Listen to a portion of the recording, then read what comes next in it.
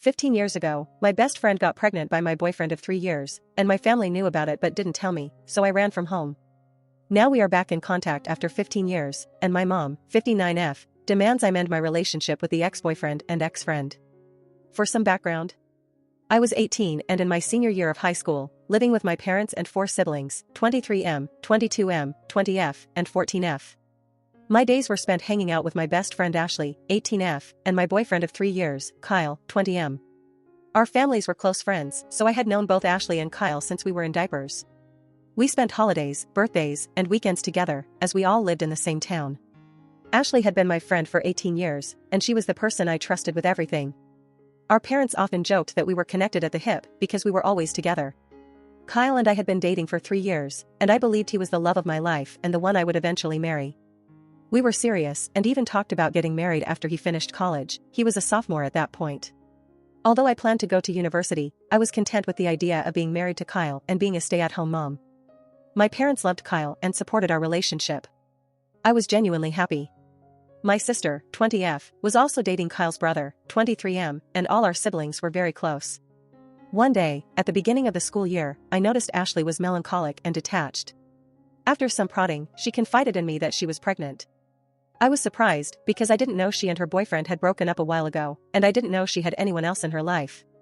When I asked who the father was, she implied it was her ex, but didn't want to talk about it. She was distraught, so I dropped the topic and consoled her. I was with her when she told her family. While her parents were disappointed, they promised to support her in whatever she decided. They tried to make her share the father's name, but she refused and made me promise to stay quiet. They did not know she had a boyfriend at one point. I supported her through the next 9 months. I went with her to ultrasounds and doctor appointments. I was there when she was bullied in school for being pregnant. I helped her set up the nursery, held a baby shower for her, went shopping with her, and even took parenting classes with her. We chose names together, and she asked me to be with her in the delivery room. The pregnancy took a toll on her emotionally and physically, and I tried to support her in every way possible. She was my best friend, always there for me, and I loved her. 2 weeks before her due date, I went to the mall to run some errands and ran into her ex. Although I promised Ashley never to contact him, the knowledge of my friend's emotional state sent me into a fit of anger, and I confronted him. I gave him a piece of my mind, telling him what a piece of sh*t he was for leaving his ex pregnant and alone. He was shocked and said he had no idea what I was talking about. Ashley never told him about the pregnancy. When I told him she was 9 months pregnant, he said it was not possible for him to be the father as they had broken up over a year ago and had no relations since then. I was confused, but I apologized for yelling at him in the middle of a mall. After that, he became snarky, said some nasty stuff, and mentioned that maybe I should ask Ashley's friend Kyle if he was the father. I didn't think much of his words at the time. Kyle and Ashley had been friends their entire lives, and we were always very close because of our parents' relationship. They never showed any signs of being anything more. That evening, my younger sister, 14F, and I were preparing for a movie night. I began ranting to her about confronting Ashley's ex and his words. My sister, who was usually very outspoken, got quiet and didn't respond. After a while, she excused herself and went to the bathroom. I decided to get some snacks and went downstairs to the kitchen, where I heard my sister berating my mother. This part of my memory is really fuzzy, as I was dealing with a lot of emotions. My sister told my mom about me running into Ashley's ex and his words, and she said she no longer wanted to hide the fact that Kyle was Ashley's baby's father. I was shocked. Absolutely shocked. I stumbled into the kitchen and demanded an explanation. Both my mom and sister became white as a sheet when they saw me, and my sister started crying her eyes out. My sister explained to me, some things I also learned from other people later, that near the end of the summer break, Kyle and Ashley attended the same house party, got drunk, and slept together. Ashley got pregnant and told Kyle, but they were both ashamed and afraid to tell me. They didn't share this with their parents either. Ashley couldn't keep the secret and told her mom and dad, who then told Kyle's parents and later mine as well. This all happened when Ashley was in her first trimester. By her second trimester, all of my siblings, Kyle's siblings, and Ashley's siblings knew about this. Everyone, except for me. I can't explain how I felt. I was physically ill for the next 3 days and couldn't speak to anyone. My parents were apologetic but explained that they didn't want to see me hurt or ruin everyone's relationships. I did not speak with Kyle or Ashley, although they bombarded my phone with messages and calls and came to my house. I refused to see them. At one point, Kyle's mom came to our house, and my mom allowed her into my room. While I was lying in bed, still ill and emotionally drained from the betrayal, she tried to convince me to forgive them and said how Ashley and the baby needed me. I said nothing. 2 weeks later, Ashley went into labor. I learned from my parents that she had a hard delivery, lost a lot of blood, and needed an emergency C-section. Kyle was apparently at the birth. I was distraught and inconsolable.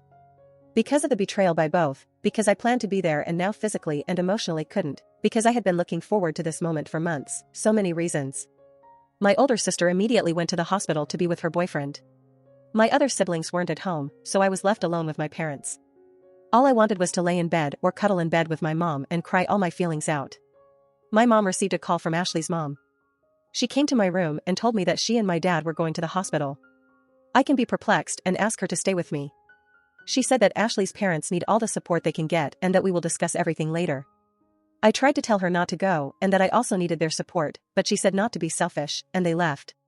I was left alone at the house, and I just couldn't comprehend what happened in the last few weeks. I couldn't believe that my parents would go and support someone who hurt me so much, while I was also here suffering. Am I really selfish to think like that? I don't know when, but my sadness turned into rage, the kind I never experienced before. In a fit of combined emotions and feelings of betrayal, I started packing my bags and decided to leave home. It didn't take a while, but I started having second thoughts and just sat in the living room feeling empty. After a while, I received a text from my sister. The text said that Ashley gave birth to a healthy girl and that they were both okay. She attached a picture of the newborn and told me they named her Sarah, the name Ashley and I chose some months ago. She sent a second text a while later, telling me that my parents and she were going to join Ashley's and Kyle's parents in going to a bar in the town to celebrate. I don't remember much after that. I think I was just consumed by everything, and my memory is very foggy. I left. I took a train and left. I stayed at a hostel in Phoenix for a while. I got a job at a store and planned to finish high school there. My parents, siblings, Kyle, and Ashley tried to contact me. My mom was sending me panicked voicemails, demanding that I come back. They also reported me as a missing person, but I don't think it went anywhere as I was 18. Anyway, soon afterward, I met Dean, 21M. He also lived in Phoenix and had a complicated relationship with his family. We really connected and became friends soon. He helped me a lot at that time. I struggled. I had no idea how to take care of myself or how to literally be an adult. He introduced me to his group of friends and helped me finish high school. I moved in with him and his friends. He helped me deal with my pain. I really struggled at one point and had some regrets. I wanted to see a therapist, but I most definitely couldn't afford it. He was there for me and supported me through everything, and I don't think I would have lasted long without him. We began dating after a year. He inherited some money from his grandpa and decided to move across the country to the big city.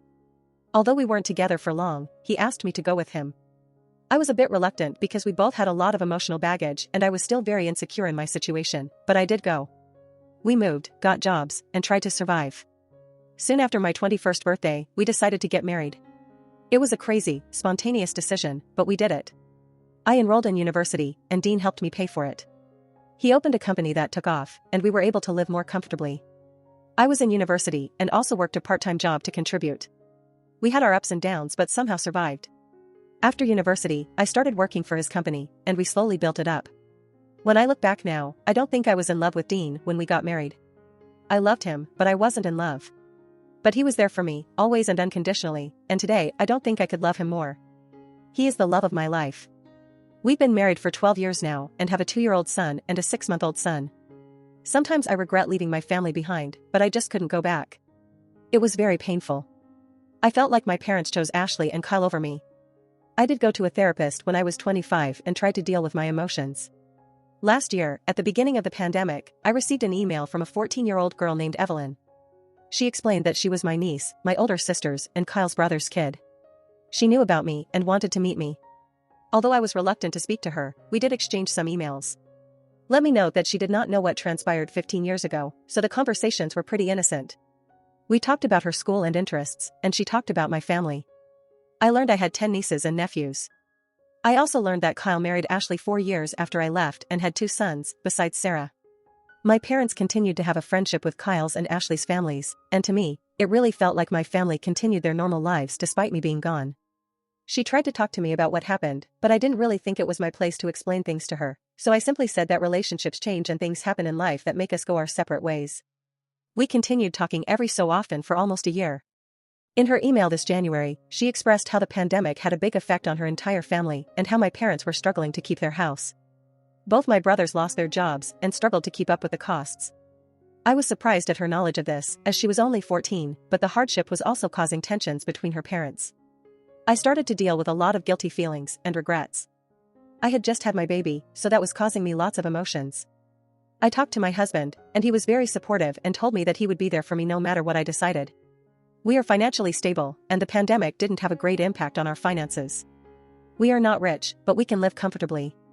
After learning some more details and talking with Dean, we decided to help my parents with their house. A week ago, we flew back to my home state. I saw my family for the first time in 15 years. I had so many emotions, regrets, and pains from the past, as well as feelings of betrayal. My parents were, I think, relieved to see me. It was just such a weird day. We had a lengthy conversation and agreed to try to have some sort of cordial relationship. It's been so long, and I am very awkward with them. Sometimes they feel like strangers.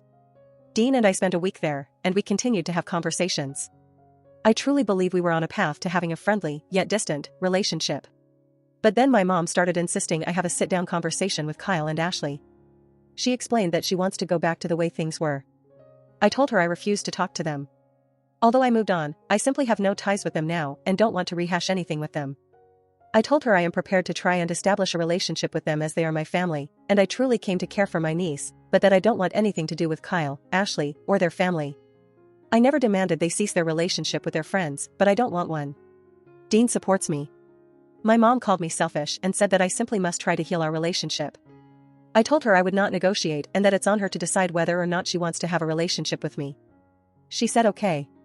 But 2 days later, I received a phone call from Kyle's mom. I did not give her my number, and she demanded, I talk with Kyle and Ashley as my return caused tensions in their relationship and their emotional health. I hung up. I called my mom and confronted her. Apparently, she gave that woman my number to heal our family bonds. I told her that she was choosing them over me again. She cried and yelled at me, saying that I am selfish and that she just wants her family back. I hung up. It's been days since I spoke to any of them, although my mom and Kyle's mom keep calling. Although I think I am right and believe I should prioritize my well-being and the well-being and happiness of my husband, who has been behind me 100% and even told my mom off, and my sons, I am starting to have some regrets. I don't know if I should listen to my mom and speak to Ashley and Kyle. I question whether I was overreacting 15 years ago. I am questioning whether I am truly being selfish by not actively trying to repair the relationship. I would really appreciate any advice or opinions on what to do in this situation. Suddenly, I am questioning the entire course of my life. I am so lost, and I don't know what to do. Update 2 years later. It's been 2 years since I posted this. A lot of things have happened in the last few years, not all great. I never mentioned my little sister in my original post. Her relationship with my parents went downhill after I left home, and she went no contact with them when she was 20. I received her number from our older sister, and although it was awkward at first, it's been 15 years after all, we did start speaking again. She was very angry at me for leaving. A lot has happened in her life, and it wasn't the easiest. She has a toddler and a baby of her own, and I have to say that the kids have helped us bond again. She's my best friend, and we talk every day. As for my other siblings, I'm in regular contact with both my brothers, although we aren't close. My older sister and I have a good relationship now, but last year we had a longer period of not speaking. As she is married to Kyle's brother, it was hard for her to deal with all our and their family drama. We are cool now, and I have a lovely relationship with my nieces and nephews. I didn't go to my niece's birthday party. It just seemed like it would be too hard for me. Now to my parents. This one is a little painful for me to write, and at the time, it felt like I was reliving all those shitty emotions I had at 18. My mom didn't let up with her pestering over me not talking with Kyle and Ashley. Her calls for that continued for months, even after I was home again. It bordered on emotional blackmail. She blamed me for not honoring her wishes, for her friendship problems and health problems, and even accused me of keeping her grandbabies from her. Last June, I had my daughter, and it seems like that sent her completely over the rail. What I mean by that, 100 plus calls a day, messages every 20 minutes to pester me about random things, and sending me updates about people I never want to know about. When she started pestering Dean, I was done. I was afraid to block her, so I spoke to my father. This was probably the first time in the last 17 years that we had a true heart-to-heart conversation. I was emotionally drained, tired from caring for 3 children, and just over everything. I probably poured all my feelings and emotions onto him. I don't know what happened to them afterward, he doesn't speak much about it. Her calls slowly ceased, and something else must have happened because in August he filed for a divorce. My father and I are in regular contact, although I don't think we'll ever be back to normal. Mom is devastated. In August, her calls became insane, and apparently not just with me. I've changed my number since then, and as of February, she has not been able to reach me.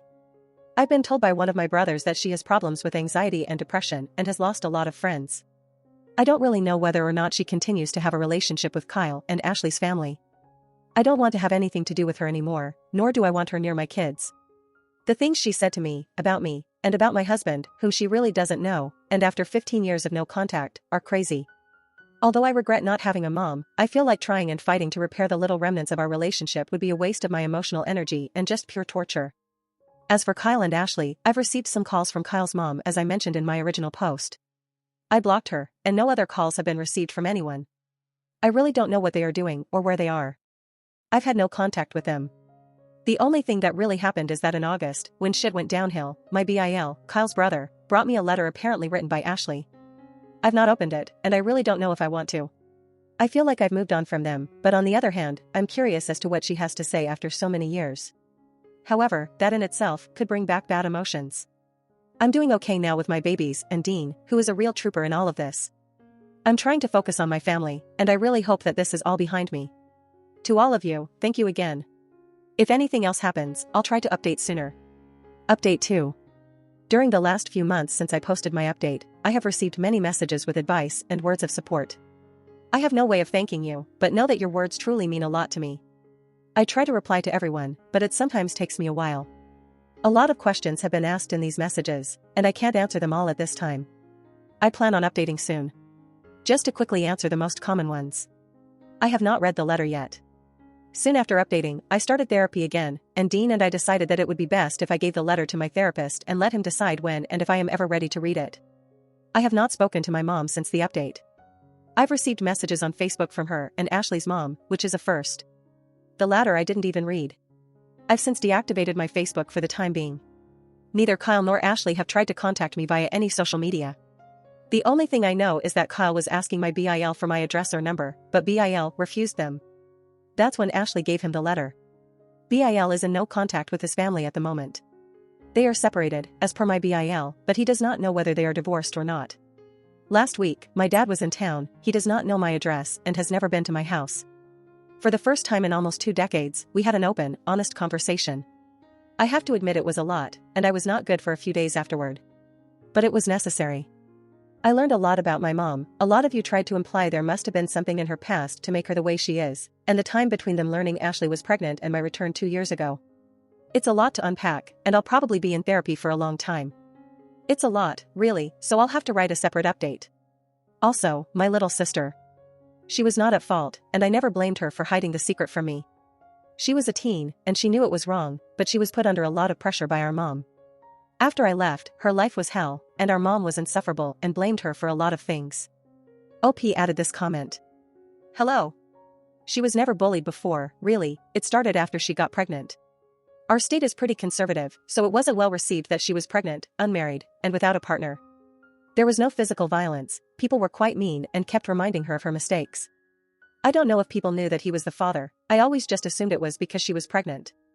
I've learned from my dad that apparently they weren't hooking up with each other before, but that could be a lie, but apparently, she did like him, so it wasn't really just an awkward, drunk one-night stand with just anyone. Knowing this fact would probably have killed me back then, but I sort of assumed without being told. Her ex suspected it. They didn't date anymore at the party, but I think he also never liked Kay, so seeing them together like that was a red flag. I wasn't a party animal, nor was she, but I don't know, they just went that day. I don't remember if they went together or separately, but I'd assume the latter. She did have other friends, after all, who enjoyed nights out. The drunkenness part, I really don't remember them being heavy drinkers. At least I never saw her drunk to the point that she was reckless or had a loss of memory. So I never really believed that part much, but I wasn't there. And really, it doesn't matter, drunk or not, it was a betrayal. I read some of Kyle's texts back then. I never answered any of the phone calls or anything. I never spoke to them after I learned that he was the father. I kind of regret that now, maybe it would have been more beneficial for everyone if I gave them a good earful, expressed all the pain, and gone no contact after that, but I just wasn't in the right state of mind, and I was sick a lot back then. This current letter is from her, and I haven't read it yet. At this point, I believe that my mom is grieving the loss of a tight family/friendship unit that we had when I was younger and some other relationship. She has yet to realize that none of her 5 kids speak or see her. None of her grandchildren see her. None of us, as far as I know, speak to her. That, in itself, would be the end for me. I can't imagine what emotional state she must be in. We all agree that we need psychological or psychiatric help. She refused. Dad and my eldest brother tried, but you can't convince someone like that.